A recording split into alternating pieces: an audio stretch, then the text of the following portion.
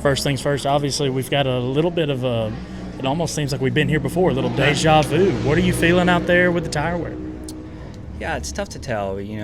Practice is always tough here on tire wear, but it does feel a little bit like last spring, which, I really wasn't anticipating.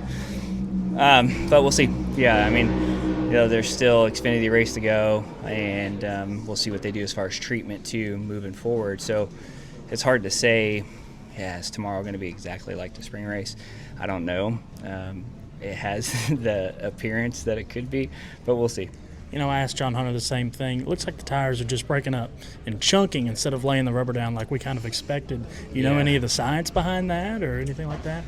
No, and that's pretty common, though, when it's cold like this and on a green track. It takes a little while for that to actually start laying that rubber down. We saw the Xfinity cars lay down some rubber, so we're like, I think it's going to be okay.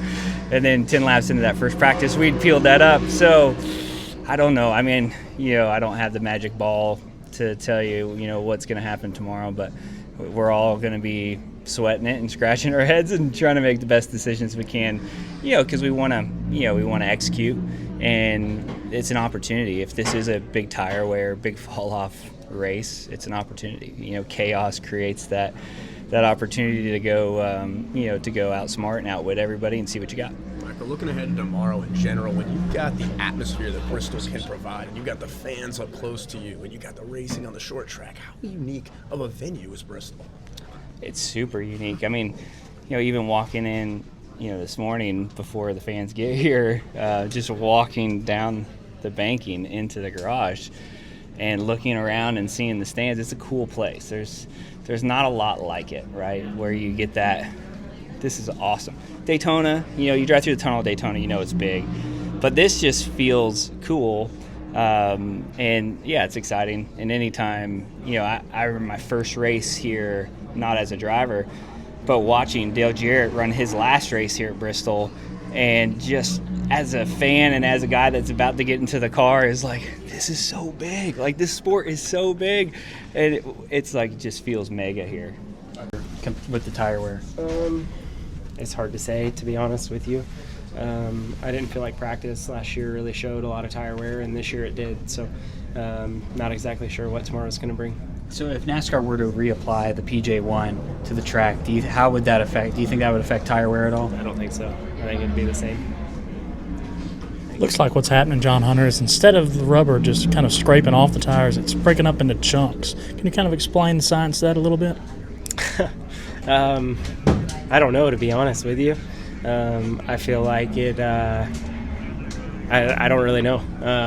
But you're correct. It is chunking more than laying rubber down. You think maybe temperature-wise has something to do? Because we're only really seeing it on the Cup tires. The Xfinity was laying rubber down okay. Yeah, it's two totally different compounds, right? Sidewall deflection, there's a lot of different factors that go into that. I'm not 100% sure. I did the tire test here last fall as well, trying to figure out what the difference in tire was. And I don't know. It reacts weird in different climate, I guess. I don't really know. Austin, feels a little bit like deja vu. I feel like we've seen this movie a little bit before recently. Tell me, what are you feeling out there? How similar does it feel to last spring? Like clockwork for me. It took me 40 laps in the race till I quartered the right front, and I did 40 laps in practice until I quartered the right front. So, how we manage that, or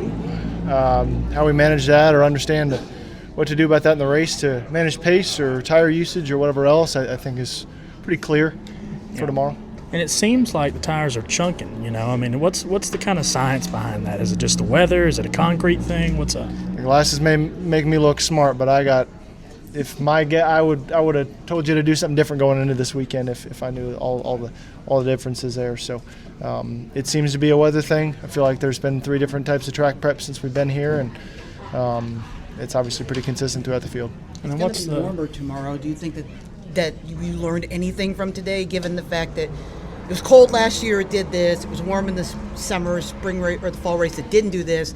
Now it's going to be warmer tomorrow. It definitely seems to play a factor, but it's not going to be much warmer tomorrow. And tomorrow's not really going to be much warmer than the spring race or last year's spring race. So I think those things all stacked up. You kind of have to go in tomorrow and expect this to be the case. What do you think your biggest challenge will be for your team and you here? Having enough tires to run 500 laps. Yeah, you and everybody else. That's right. That's right. How tough is that to think about, or just it is what it is? I mean, I think we're maybe more prepared than we were last time. At least know what that race is going to look like and maybe what our limitations are. So we'll talk about it tonight and see what we can do with it tomorrow.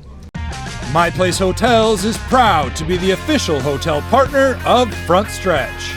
With plush beds, in-room kitchens, and pet-friendly hotels, My Place makes for the perfect pit stop when traveling. Frontstretch fans can use promo code Frontstretch to save 10% on your stay at any of our nationwide properties. Sign up for our Stay Rewarded program to get even more savings. With My Place Hotels, don't just stay rewarded. Jared Haas with Frontstretch.com. Come back soon for more great racing videos. And if you like us, make sure to hit that subscribe button.